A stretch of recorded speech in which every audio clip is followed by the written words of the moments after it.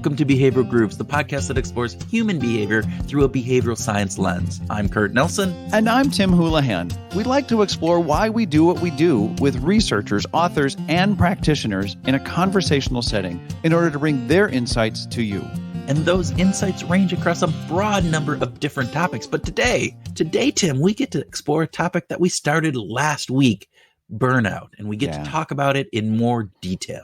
Yeah, we're excited to bring you part 2 of our focus on burnout because in this episode, we have an in-depth discussion with Jonathan Malesic. Now, Jonathan is an essayist, journalist, and scholar whose writing has been recognized as notable in Best American Essays in 2019, 2020, and 2021. And he has received special mention in the Pushcart Prize Anthology in 2019. He's a hell of a writer. He is a hell of a writer. And beyond that, Tim, he's a former professor and car lot attendant, which brings a unique, it's important, folks. Just trust me. We talk about this as we get in there. And it's important. And he brings a unique and powerful perspective on this issue and what drives burnout and how we can end it. His recent book, The End of Burnout, Why Work Drains Us and How to Build Better Lives, not only provides us insight into why burnout happens, but also helps us focus on what we can do to counteract burnout in our own lives. Yeah, we are thrilled to have this as a companion to last week's episode with Jen Moss, as it acts as really kind of a nice bookend on the subject with a totally different perspective. Right. And we appreciate both perspectives. And actually, there's some overlap in those perspectives, but they also have a uniqueness about them. And we think it brings a nice holistic view on burnout, its causes, and the best way to respond when we feel like we may be having it or our company might be driving it. Absolutely. And with that, we ask you to relax. Take a break from everyday stresses and worries with your favorite drink or maybe even a beer float. Ooh, a beer float. Ice cream and beer. Just think about that, people. It might be something you want, and we'll talk about that maybe. And we hope you enjoy our conversation with Jonathan Malesic.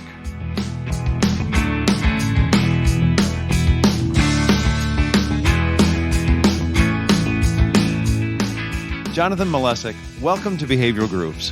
Thank you so much for having me. It's great to be here. We are excited to have you. And as we always do, we're going to start with a speed round.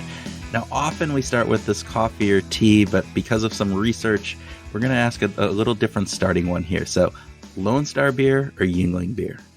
Oh, my goodness. That's the answer is Yuengling, but that's a great question for someone who had recently, 6 years ago, moved from Eastern Pennsylvania, the home of Yuengling, to North Texas, the home of Lone Star, and actually now they're both brewed in Fort Worth. So, I did not realize that. Yeah. So you're kind of drinking Texas beer no matter which way you go. Right. On that. Yeah. Okay. Second speed round question: would you prefer to have dinner with Neil Young or Bob Dylan? Oh, Neil, that's easy. Yeah. Easy. Yeah. I'm with you, by the way. We'll come back to that. We won't drag that out right now, but I'm with you. Go ahead. Okay. So might have an interesting answer to this one. Do beer and ice cream mix? They do if you have the right beer. Okay, so you have to explain this because I read this and you have a whole blog post on this. Yeah. So what is the good first off, explain to our listeners who are sitting here thinking beer and ice cream, and not just mix like you eat beer and then have some ice cream, but you actually make beer floats. So help us understand what a good beer float entails and why it's so good. Yeah. I mean, why is it good? That's an easy one, because it's beer and it's ice cream, and it's two of the best things together. So, Amen. Why not? Yes. But yeah, the first time I had a beer float was in Los Angeles at a place. It's like a burger place called Golden State, and it's super good. And they have a bunch of different ice creams, but they only will put the ice cream to make a float in Old Rasputin Russian Imperial Stout. So it's a super malty, very strong, and, for that reason, very sweet, dark beer with a high alcohol content. And you kind of need all of that to stand up to the ice cream. So Guinness, for instance, is pretty malty. Yeah. But it's actually not that sweet. It's it's a fairly dry stout. And so Guinness and ice cream don't mix. You need a pretty malty stout or porter. And then virtually any ice cream can work. The first time I had it was with this amazing green tea ice cream, but it's always good with vanilla. Vanilla as well. Yeah. But so definitely don't mix it with your Yingling, right? That's that right. Though opposite end. Yeah. Yingling does make ice cream also, but I don't. But you could put Yingling ice cream into like a milk stout kind of. Oh, that'd be great. Yeah. There you go. Ooh, all right. I'm gonna have to try this. We're gonna have to come back to this this whole Guinness and ice cream thing, because we do have an Irish native on the call here, and so we're gonna we might need to play that a little bit diplomatic. Okay. Okay. Last speed round question: is life in a monastery more or less likely to burn you out than life in the corporate world? Oh, less. That's also an easy one.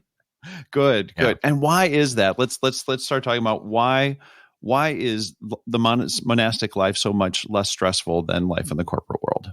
Yeah, I think that the biggest reason is that in the monastic life, work has a more limited place. When you live in a monastery, your most important thing that you can do is the communal prayer that you engage in several times a day, and often for several hours a day.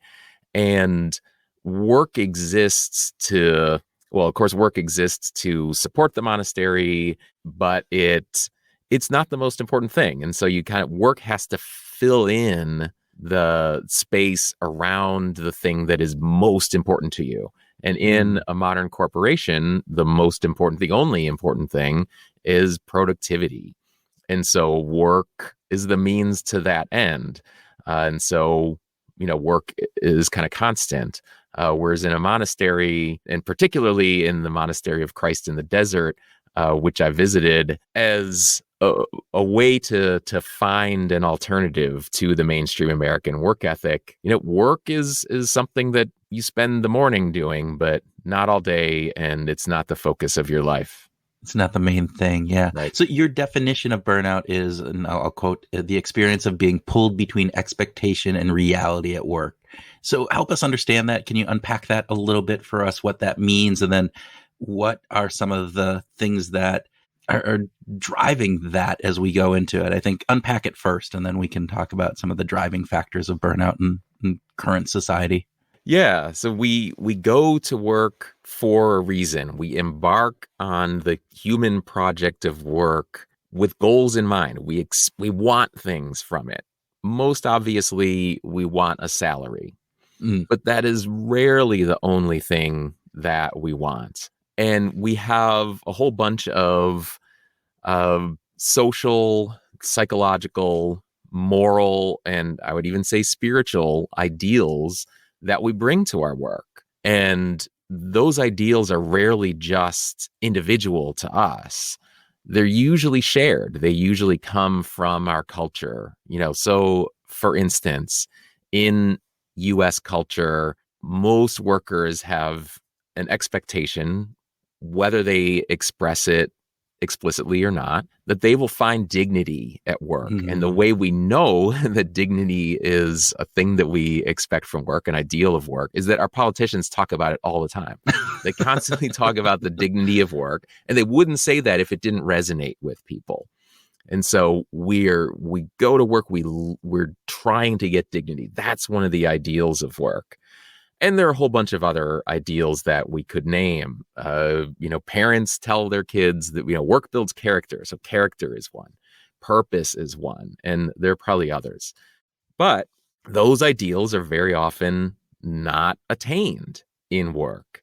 The reality of our jobs, the conditions, often fall quite short of those ideals. So we go to work seeking dignity, and we end up working in undignified conditions. You can think of a lot of, for instance, warehouse and delivery workers who, for the past couple of years, we've been leaning on very heavily In some cases, they can't even go to the bathroom on the job. So the ideal, the promise is dignity. The reality is quite a bit short of that. And when you live in that gap long enough, you're trying to hold on to your ideals while also holding on to your reality, you're going to feel that strain, and you're likely to burn out. Yeah. So you use the word expectations. To what degree are our expectations the culprit in this, in burnout? To a large degree, certainly. Yeah.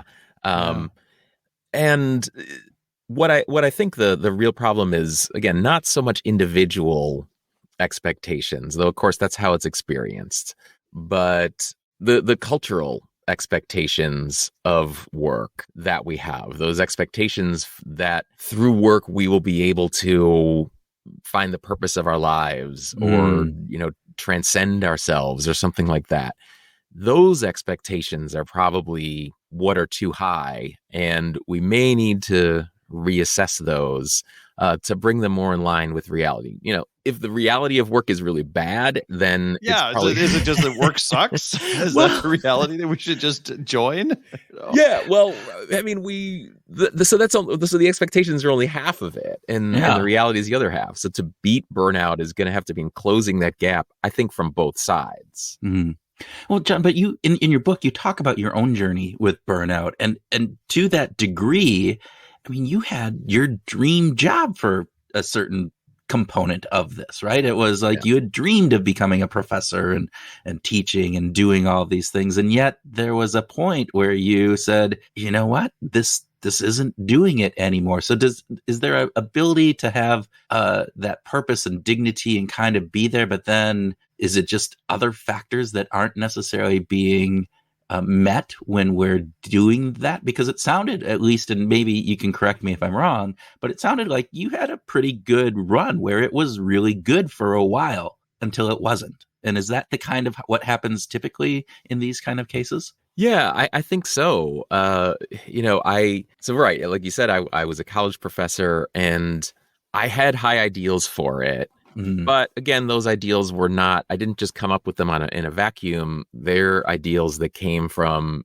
American working culture generally, and specifically academic culture, where, to be a tenure track professor is the greatest thing you could do with your life, right? Yeah. And the expectation is that truly becomes your life, that you fully identify with the job. And I did. I was a college professor. I wore tweed jackets everywhere I went. Love it. And but when your ideals are that high, then almost no reality is likely to live up to them.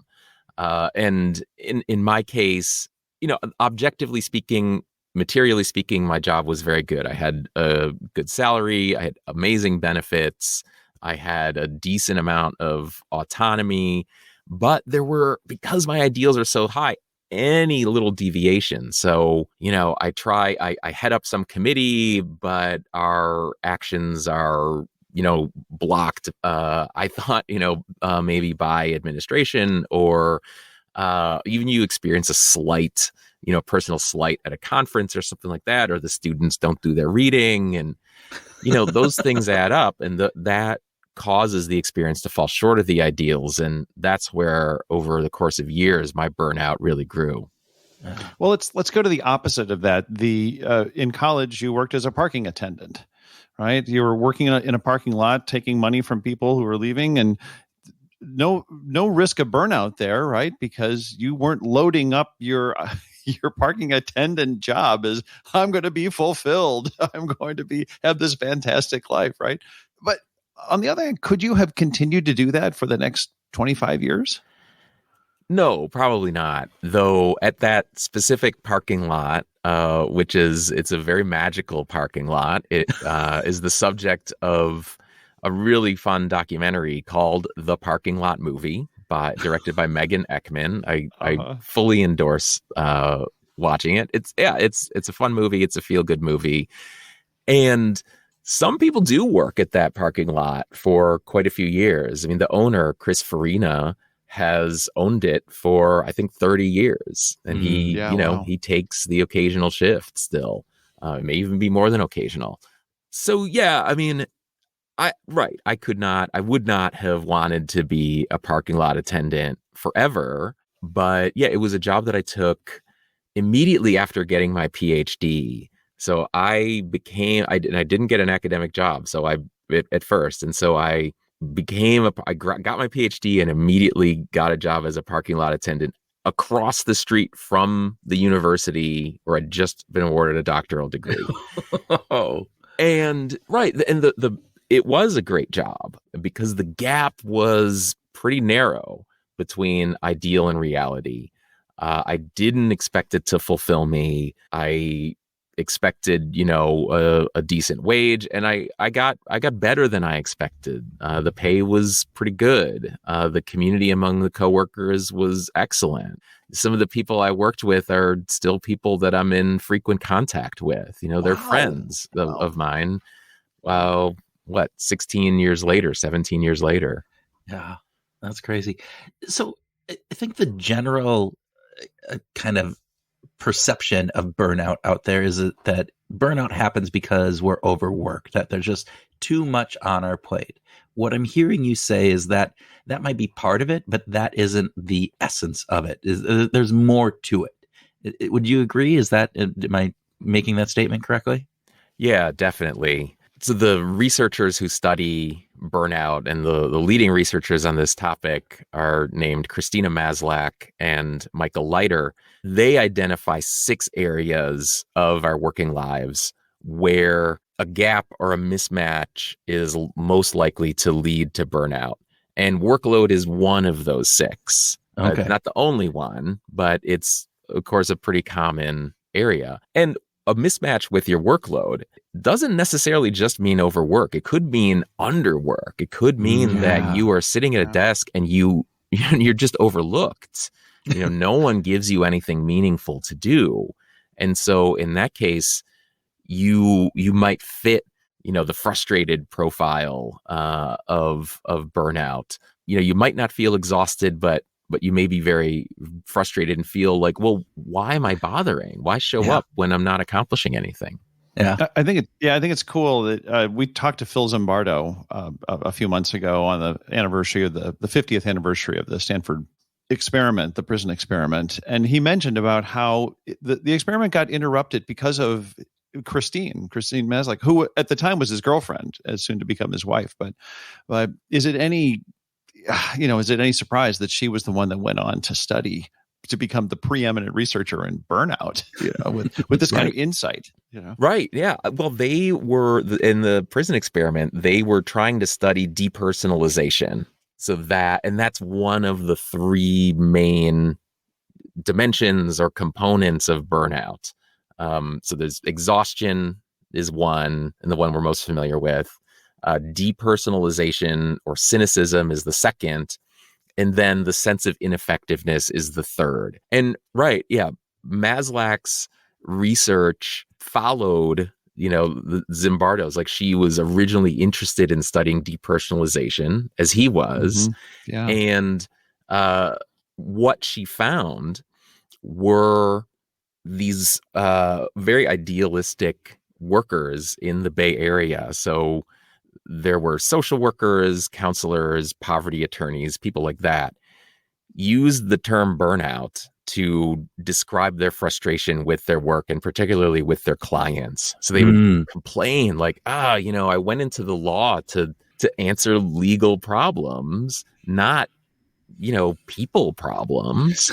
Right. And so the research on burnout directly comes out of research on depersonalization. And as she continued studying over the next, now almost 50 years, but she came up with a model that incorporated not just depersonalization or cynicism, but also exhaustion and ineffectiveness.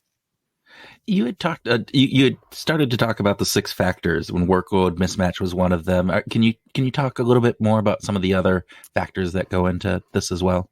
Right. Yeah. So the six are workload, reward. So are you getting, and reward can be material or immaterial. Okay. There's fairness. There's community. So when your workplace community is unhealthy for any number of reason, there is autonomy Mm-hmm. and values. So the last one, values, is the match between your personal values and the values of the place where you work. Okay. So if you don't want to be working for the NRA if you're a big gun rights advocate or, laws or anti-gun kind of thing. Okay. Right. Got it. Exactly. Yeah. And I think that we often find, we go to work and, companies recruit us based on these, great statements of their beliefs and their vision. And then we get there and their actual interests lie somewhere else. I can relate to that. I mean, my first job, I was going in and I was thinking that the company I was going to be working for was this consulting company going in, solving all of these issues. And ultimately it wasn't. It was like, no, how can we sell these toasters to get into the, the hands of these award recipients? Because that's how we make our money. And so it was a very disconnect from the ideal that I was sold versus the ideal that was actually reality in what it was. So. Yeah, John, we're recording this in March of 2022. There's all kinds of trouble in the world. The pandemic is hopefully winding down, but there's a war that has emerged recently in Russia and Ukraine. A lot of people are burned out on news. Much less work from home has been going on for a lot of white-collar workers for the past couple of years. There's a lot of burnout there. What tips would you have? What could you share with people that might help deal with these feelings of feeling burned out? And John, I think this is a question you can just respond to Tim because I think he's asking for himself. So there you go. This is me search. This is the way, we use the podcast just to answer our own questions. And so, but really, this is about Tim. I can tell you that. Yeah. I mean, why do you think I wrote the book? Exactly. The person I'm trying to convince is, first of all, myself. Yeah. Yeah, well, and I hate to be the bearer of bad news, Tim, but I don't think that there is a really good individual solution to a problem like burnout because the causes of the problem are not individual. There isn't something that has gone wrong with this worker that leads them to burnout. Like they didn't make a mistake. They're not failing to optimize their life. Rather, the problem has to do with, the cultural and organizational values that they have absorbed and they're trying to live up to in conditions where that's just not possible. And so, yeah, I mean, I'm hesitant to talk about news burnout or other things like that, because I think I don't want to get too far away from the really solid research on the problem. And, the really good research is on occupational burnout, and an emerging area of research is parental burnout. But beyond that, I try to be pretty cautious. Which makes sense. So one of the things that you've said a couple of times now is this idea that it's not just, it's kind of the societal expectations around jobs and work. And so that reminds me, it takes me back to, sociology classes in college and thinking about the Protestant work ethic and kind of how that has at least manifested itself in the US and maybe much of even Western Europe, maybe even larger around the globe. How much do you think that has been a factor in some of these elements that surround burnout?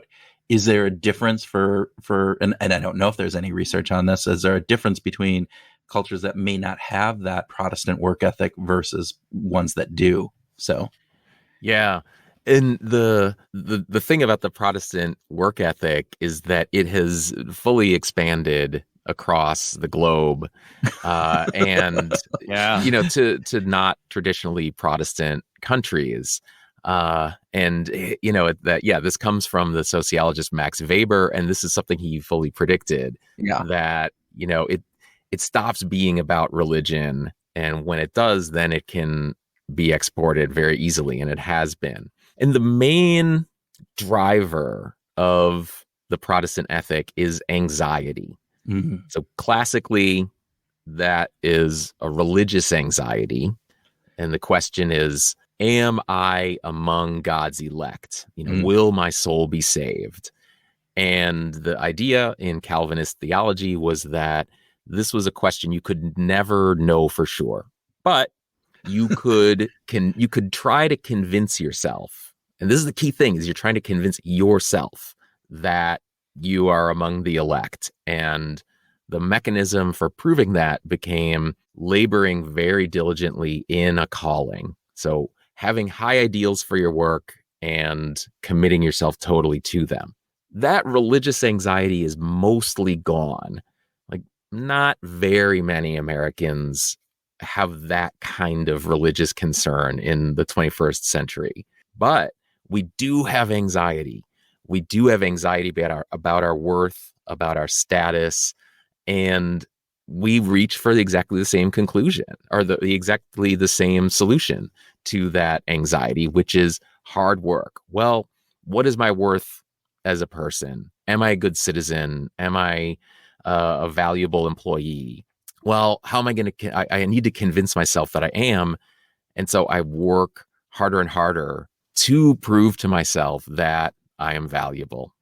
I love this idea of needing to convince yourself. That is I think a key piece of this is that idea that we have this angst, and it is like, I have to get rid of the angst. And the way that I can do that then is through this kind of transposition of worth into something else, that I can now say, oh, if I just do good at this work, then that proves that I will then convince myself that I am worthy, and I'm all of the good things that come from that. So really fascinating stuff. Well, because it feels like something that we have control over. Yes. Yes. And the fact is, we don't really have control over how other people see us. If we think about like our social value or our status, that's up to someone else to decide. And that's hard to deal with. And so, all right, well, I'm going to bring it back to something I can control, which is how hard I work.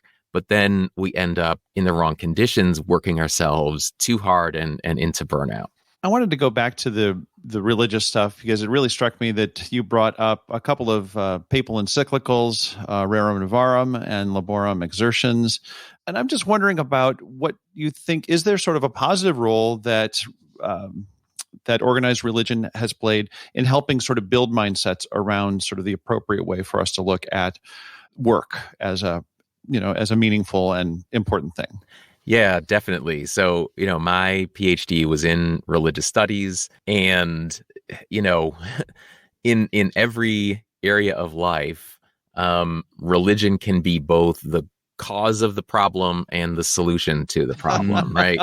And so I think that religion plays a role in the emergence of our, I think, ultimately toxic work ethic. But there are also the possibilities for, remedying that solution or remedying that problem in religion. And so, I am Roman Catholic myself. And so I look often to the Catholic tradition for answers, but certainly Catholicism does not have all of the answers on this question. And what I find in the Catholic tradition, particularly in those encyclicals you mentioned, so an encyclical for listeners is a letter. It's a teaching letter that the popes write, and in the old days would circulate throughout, to various bishops and be disseminated that way. In these recent encyclicals, the popes have really emphasized the dignity of the person before they ever go to work. So when politicians in the US talk about the dignity of work, what they usually mean is you only have dignity if you work for pay. What the popes are saying is that you have dignity before you ever go to work, or if you never go to work.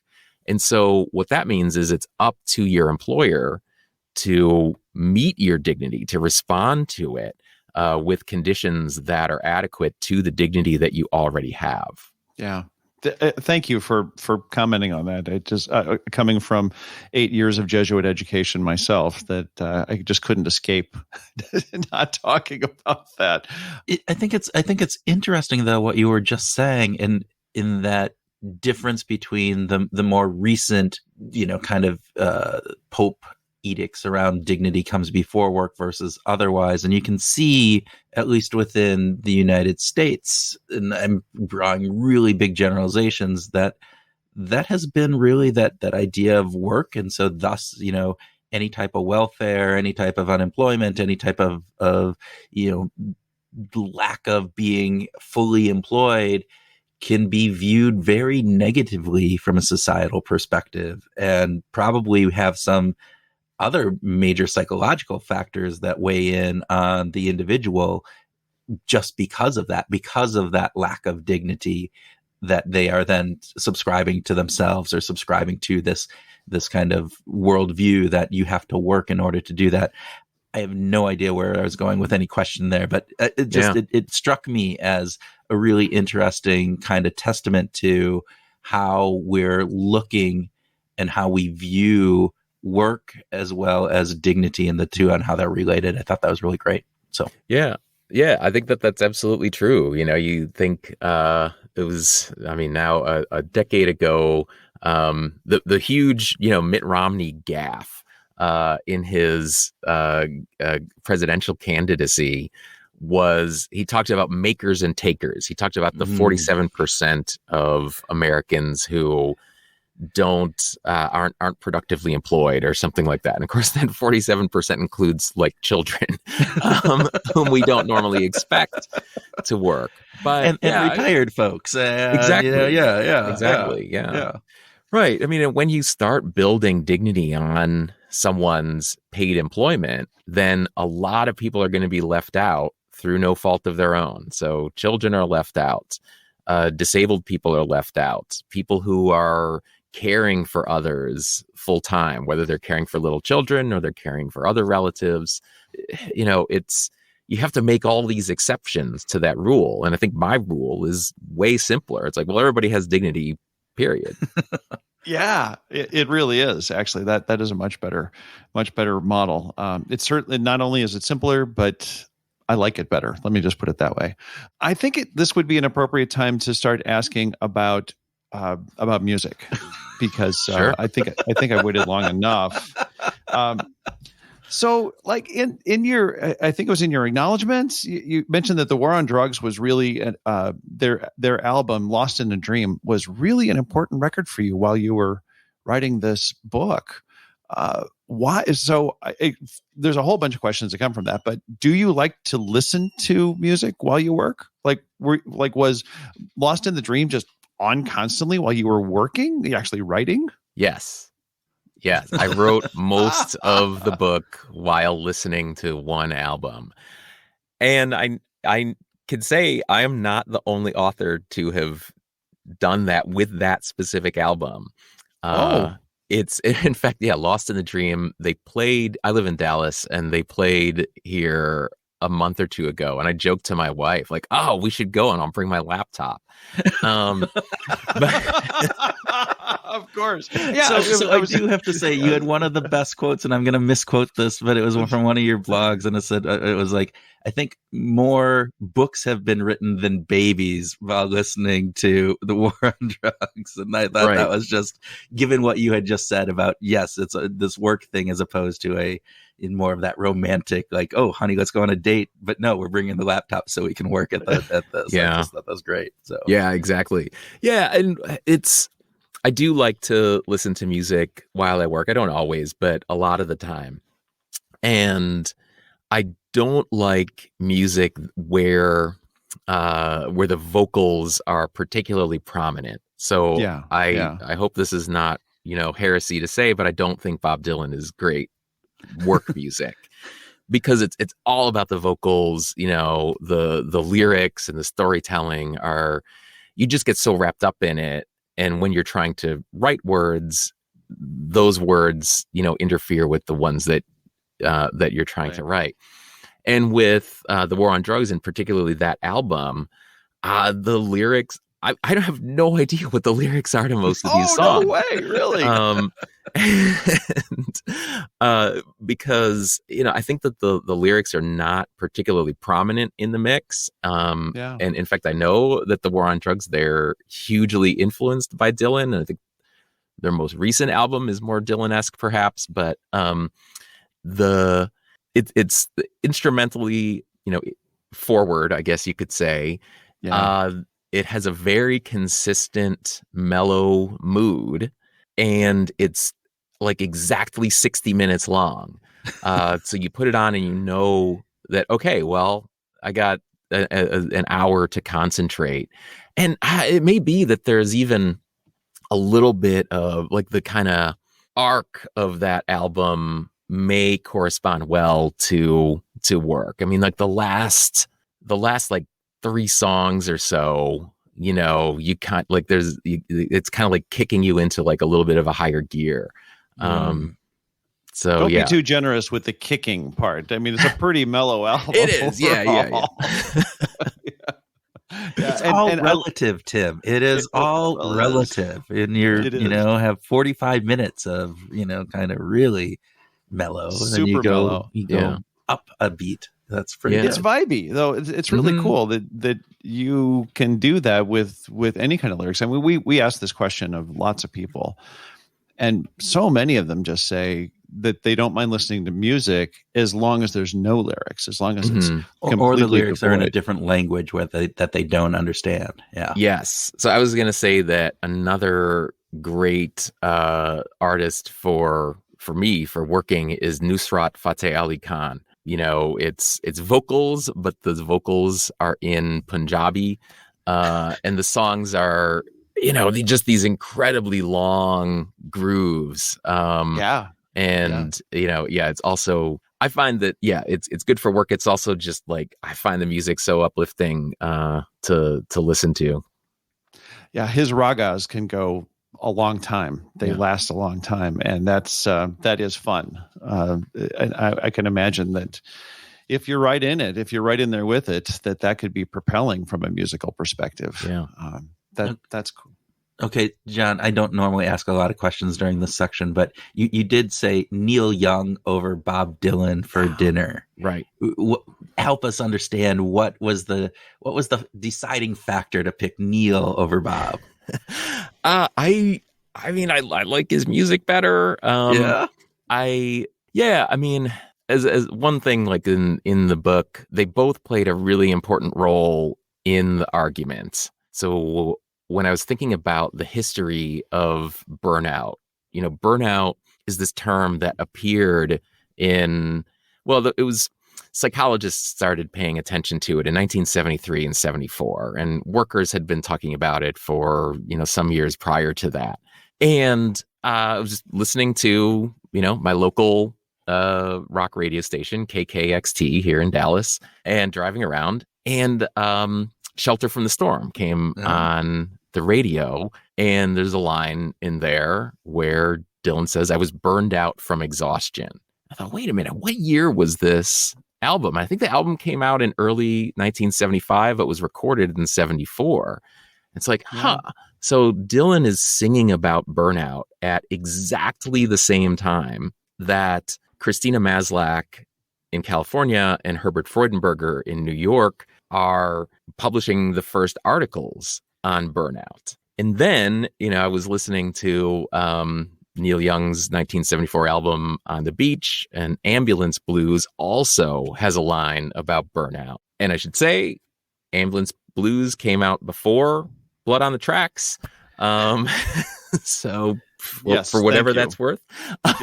Yes. Let's give Neil some credit for that. But it was just so interesting to me that you got, right at the same time, you have these two psychologists working independently, coming to, I'd say, complementary conclusions about this new condition called burnout. And meanwhile, these musicians, also presumably working independently on opposite coasts, are also, coming up with using this term burnout. And I thought, well, there's something culturally in the air at that moment in 1973, 74 that they were all picking up on. And that kind of led me to think, well, what was going on economically, culturally in the United States in the early to mid 70s. And historians view that period, especially 1973, as a real watershed in U.S. history and especially in U.S. labor history.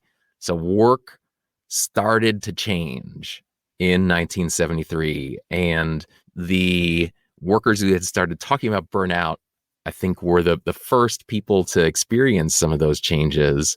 And the psychologists and the musicians were all kind of leading indicators of a massive change that was on its way. That's fascinating, because my recollection of those years, and regrettably, I'm old enough to, having lived through those 1973, 74 years, is that the term burnout sort of referred to people who were turning to drugs because they couldn't survive in regular culture. They were burned out. They were burnouts. Was sort of the term to label someone as a person who really couldn't survive and wasn't surviving in the sort of the regular world. So they turned to drugs as this alternate reality. And I didn't realize that this was such a watershed moment, though, in labor history as well. It's fascinating. Yeah, I mean, it's entirely possible that the psychologists picked up the term from the culture. Yeah. Herbert Freudenberger, who's if Maslow is the godmother of burnout, Freudenberger is the godfather. I actually sometimes think of them as the Lennon and McCartney of burnout. I like that. But Freudenberger, he worked. I think he was one of the founders of the St. Mark's Free Clinic in New York's East Village, and there, he was ministering to people in the counterculture. He was a psychiatrist, but he had learned about the free clinic movement in the Haight-Ashbury Free Clinic in San Francisco. I think he spent like 1970 or 71 there, and that term burnout, Maslow heard it in Bay Area workers. So it's possible that it was something that migrated from the counterculture into the mainstream culture and, ultimately into the psychological literature. Yeah. Can I ask a non-music question, Tim? Can I come back? If you have to, yeah. Well, because I think this is really this whole idea that this has been around for. It's been around for a while. It's been around before 1973, even, in different pieces of this. And just wondering, given the prevalence of this, are there things that we can do as individuals? As you said, this is not just an individual component. There's a larger, job structure and societal pieces to this. But are there things that you have identified that maybe as an individual, if I'm starting to go, I'm wondering if I'm getting there, that I could do to help myself so that I can avoid having burnout?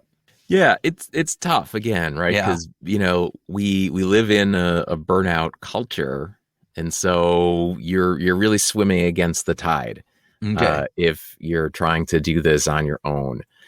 I'd say two of the biggest things, one is to think about limits, to think first, most fundamentally about the limit of your life.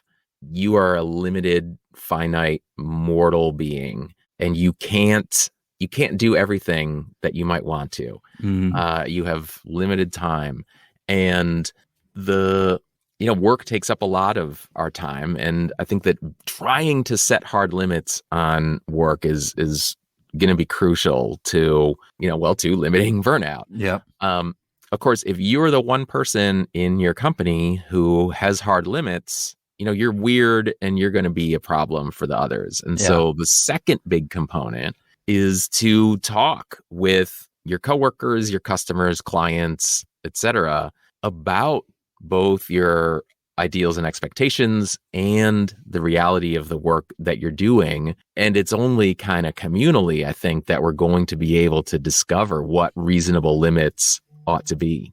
Oh, I love that, because you bring in both that individual piece, but then the larger piece of the community around you and kind of bringing that together. And it goes back. It reminds me of the when you were talking about the monasteries in the book, right? And you kind of highlighted this, and the one that they only work 3 hours a day, they have very limited. But the other, I think the ones in Minnesota had a longer, but they had a different perspective on this, and so I think that was kind of very cool as you think about all of that together. So. Yeah, right. The monasteries offer a different set of ideals, and some monasteries are really going for instantiating those ideals, and others make a few more compromises. Yeah. Well, life is full of compromises, and regrettably, we do have a hard stop coming up, and we just want to express our gratitude, Jonathan. Thank you so much for being a guest on Behavioral Grooves today. We really appreciate it. Yeah, thank you so much for having me. This was a lot of fun.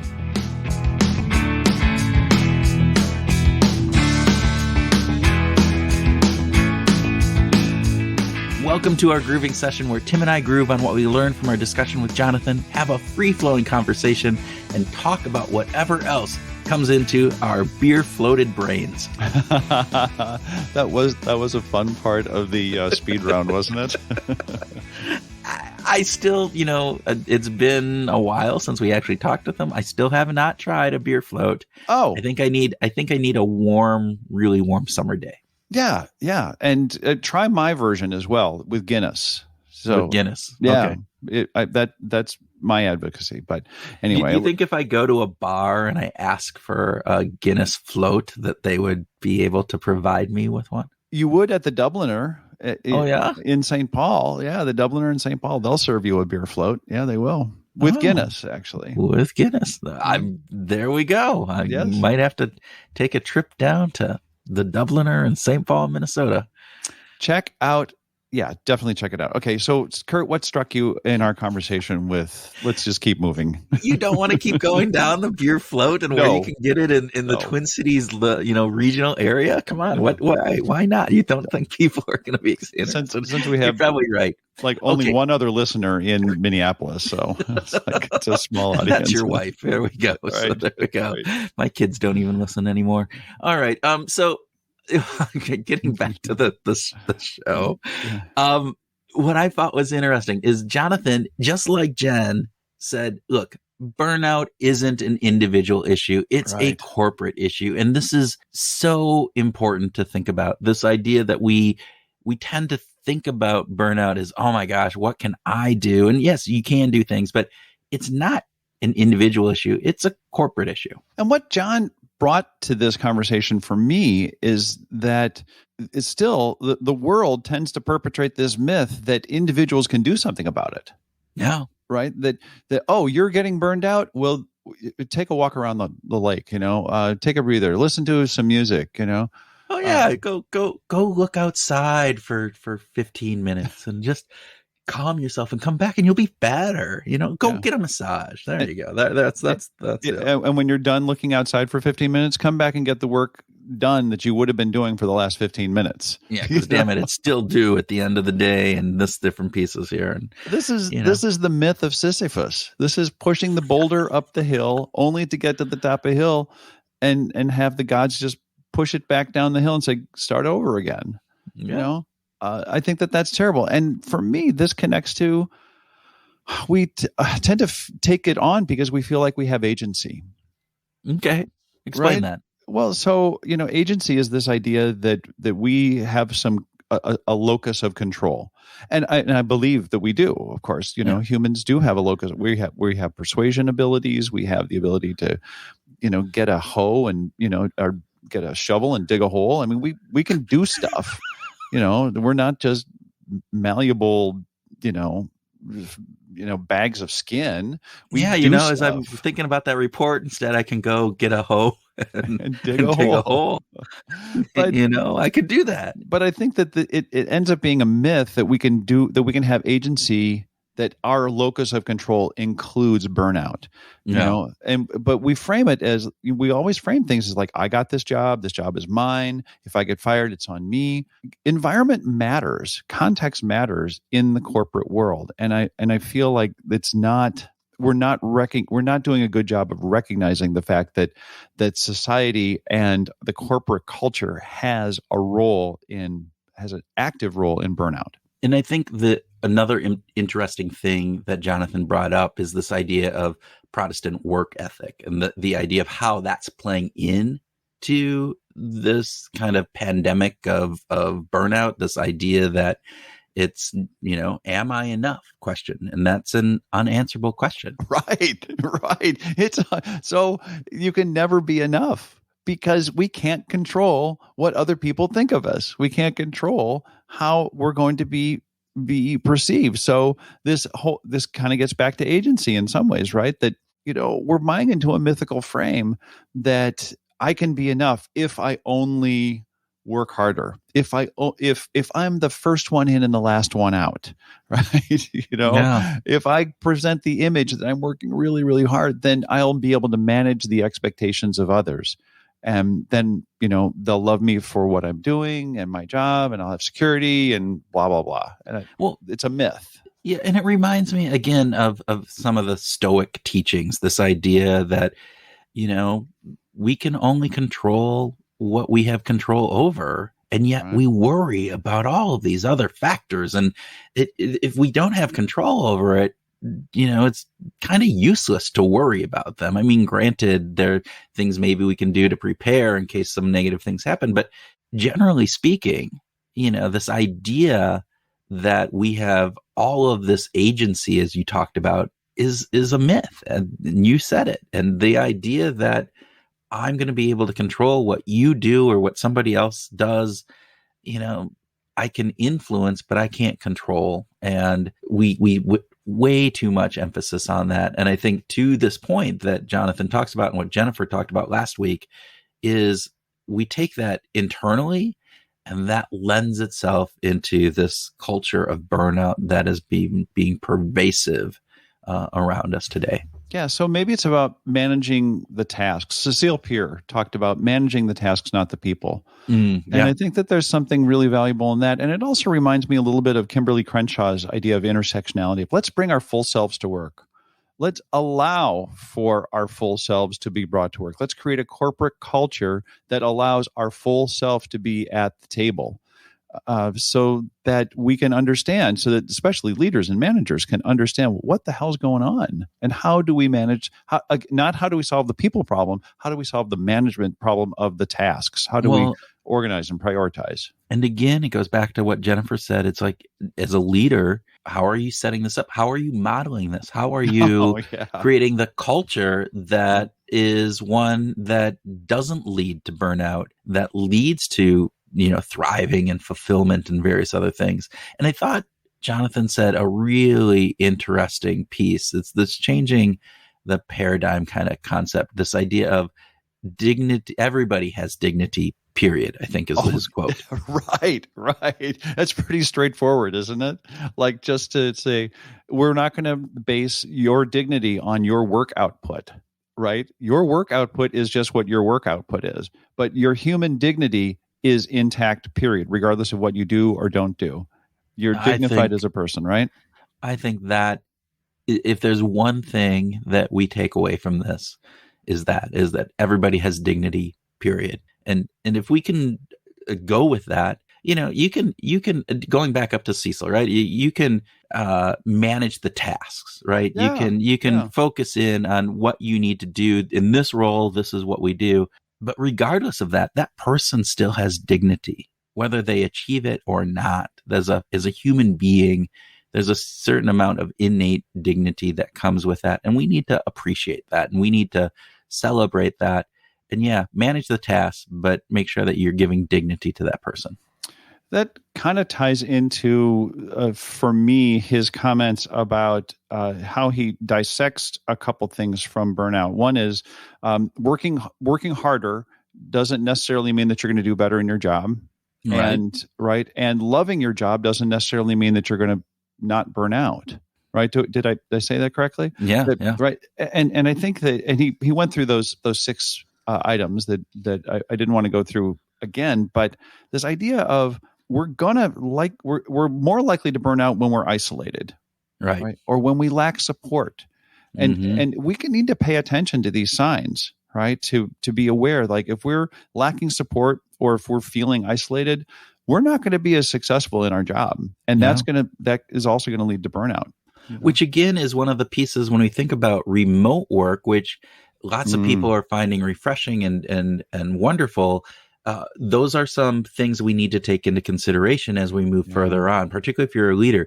Are people feeling isolated? Are they feeling like they don't have the support? Because that's a lot of what happens when we come together. And so, again, this is a hard issue today in the world where is remote going to be permanent? Is in-person going to be the thing that we go back to? And there's going to be some conglomeration of this together. But as a manager, as a leader, think about what this means from a burnout perspective and knowing that isolation and lack of support are really key to that. Also, he talked about this lack of alignment with the corporate culture. Yeah. Right? That idea, I think, is really interesting as well, as what is the corporate culture and making sure that we understand how we can align with that, what it means. Yeah. Those are, again, organizational issues, not individual issues. And if we're not aligned, hit the eject button. Right? I mean, we're living in this world where there's a tremendous employment flexibility.